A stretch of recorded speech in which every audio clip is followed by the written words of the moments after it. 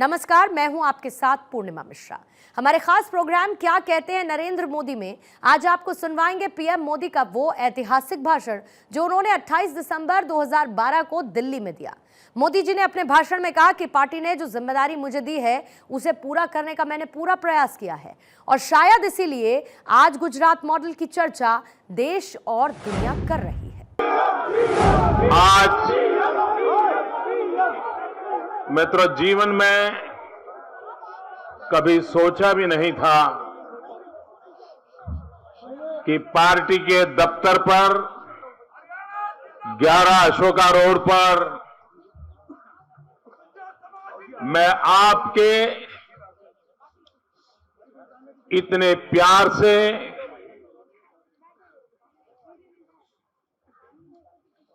गर्मजोशी से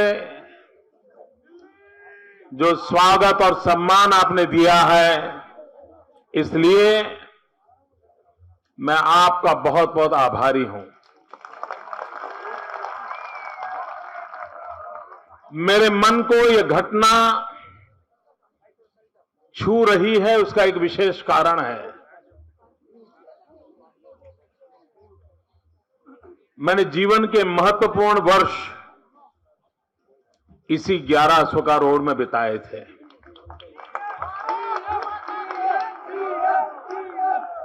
कई वर्षों तक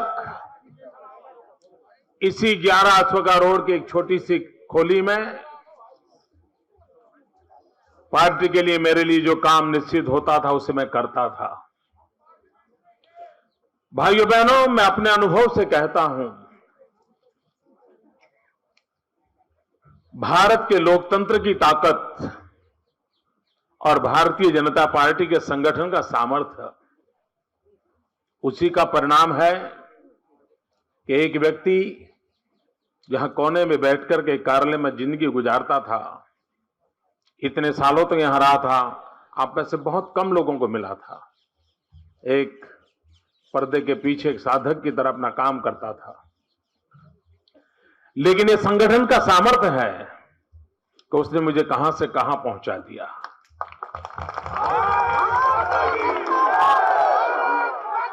और उसी प्रकार से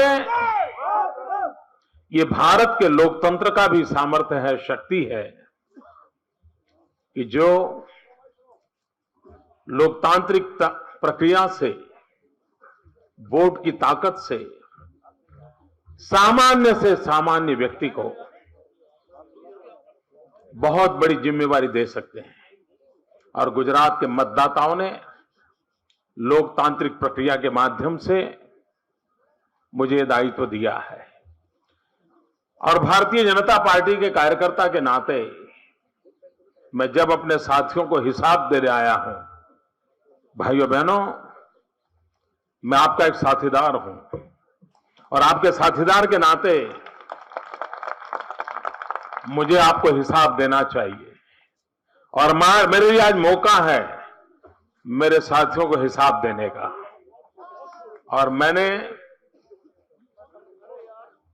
मैं तो तीसरी बार भारतीय जनता पार्टी के लाखों कार्यकर्ताओं का अविरत परिश्रम और जिसका परिणाम कि आज जब 2 साल 2.5 साल में सरकारें बदलती हैं, उसमें 12-12 साल से 3 बार एक सरकार को जनता चुने, ये भारतीय जनता पार्टी संगठन, सरकार का काम इसकी गवाही देता है।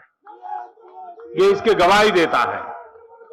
भाइयों बहनों, मुझे इस बात का भी आज संतोष हो रहा है कि 12 साल के शासन काल के दरमियान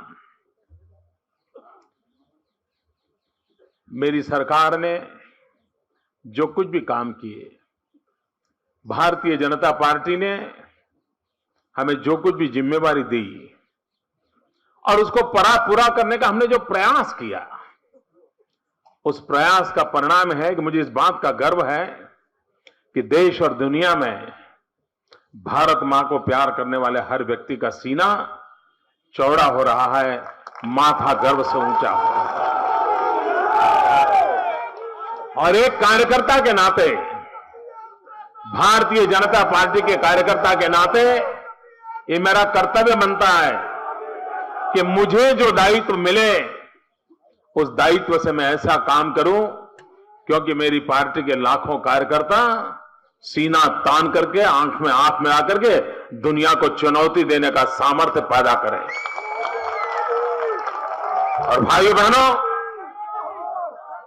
आपके एक साथी के रूप में आपने जो भी जिम्मा मुझे दिया है, उस जिम्मे को पूरा करने का मैंने प्रयास किया है।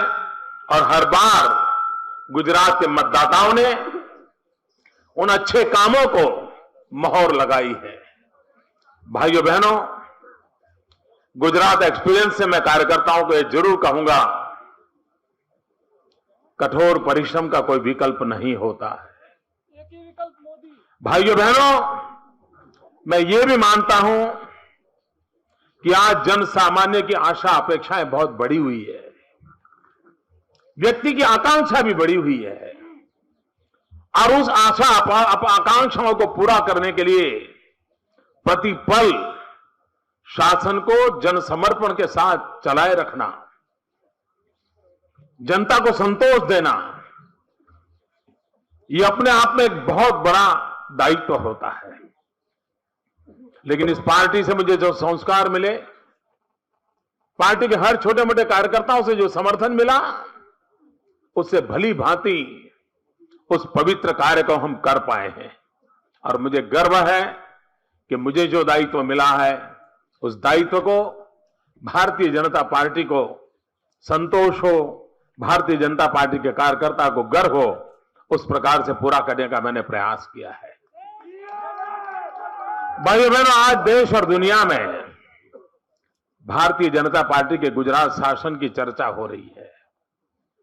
मैं देख रहा हूं कि पिछले वर्ष, कुछ वर्षों से देश के कई प्रमुख लोग, भिन्न भिन्न राजनीतिक दलों के लोग भी मीडिया में कोई हाई फाई किए बिना भी लगातार गुजरात आते रहे हैं।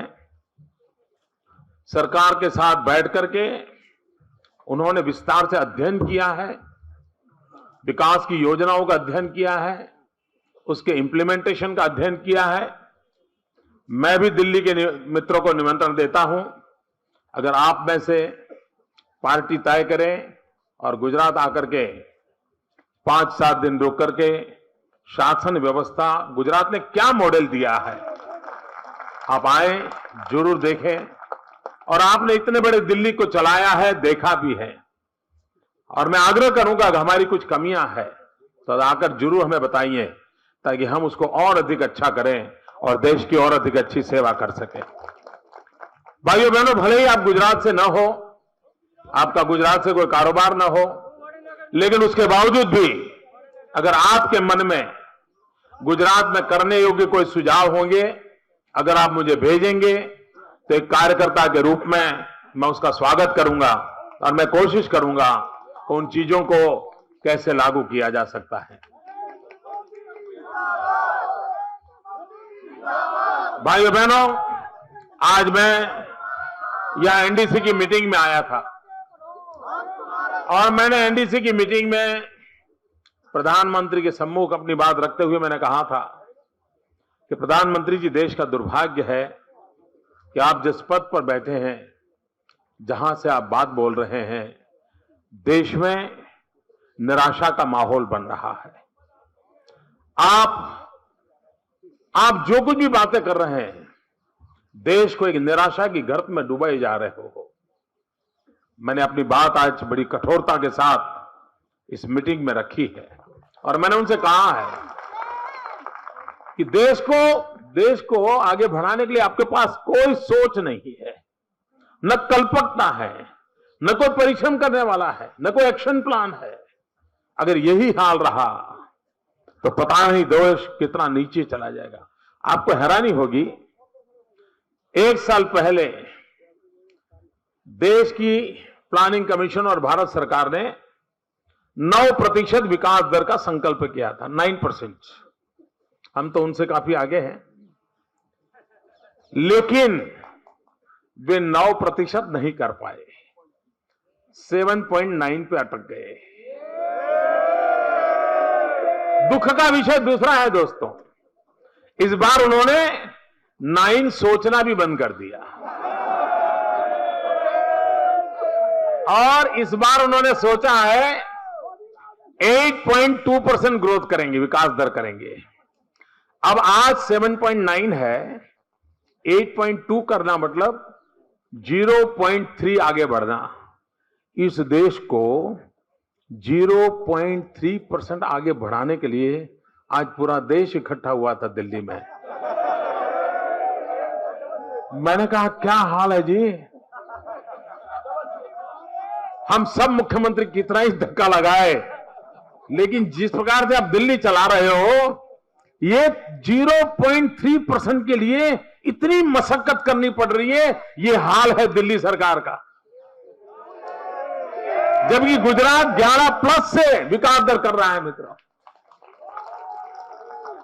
कृषि के क्षेत्र में वो 2.5-3% से आगे नहीं बढ़ पा रहे हैं और गुजरात 10 से नीचे नहीं आ रहा है। यह इतना मिसमैच है जी। मैंने आज सारे विषय उनके सामने रखे। मैंने कहा कुछ तो सोचिए आप, देश का नौजवान, हिंदुस्तान का 65% नौजवान 35 से कम उम्र का है। हिंदुस्तान की जनसंख्या का 65% 35 से कम आयु का होना, यानी भारत युवा शक्ति से भरा पड़ा है। लेकिन उस युवा शक्ति को राष्ट्र निर्माण में जोड़ने के लिए आपके पास न कोई सोच है, न कोई सपना है, न कोई योजना है, न आपका कोई पॉलिटिकल विल है।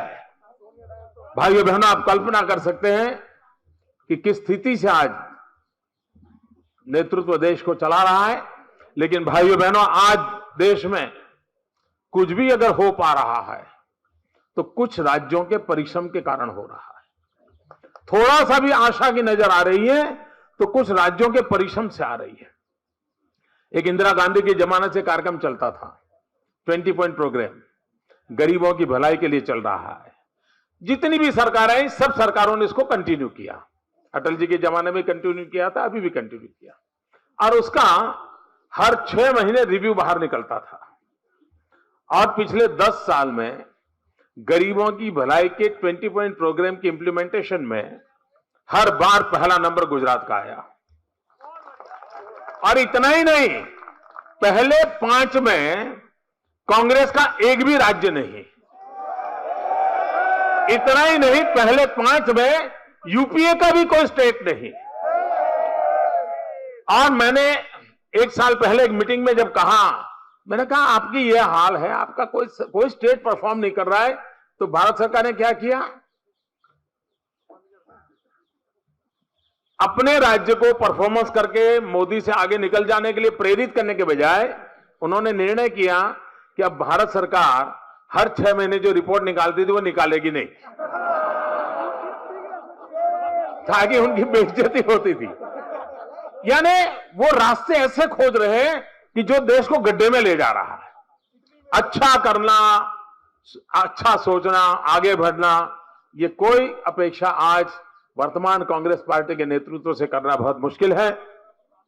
भाइयों बहनों, गुजरात ने वादा किया है विकास की नई ऊंचाइयों पर जाना और विश्व की समृद्ध शक्तियां जो हैं उसकी बराबरी करने का सपना देकर के गुजरात आगे बढ़ रहा है। मित्रों, अगर मैन्युफैक्चरिंग सेक्टर में चीन अपना लोहा दिखा रहा है तो गुजरात क्यों ना दिखा सकता है। इस सोच से हम आगे बढ़ रहे हैं।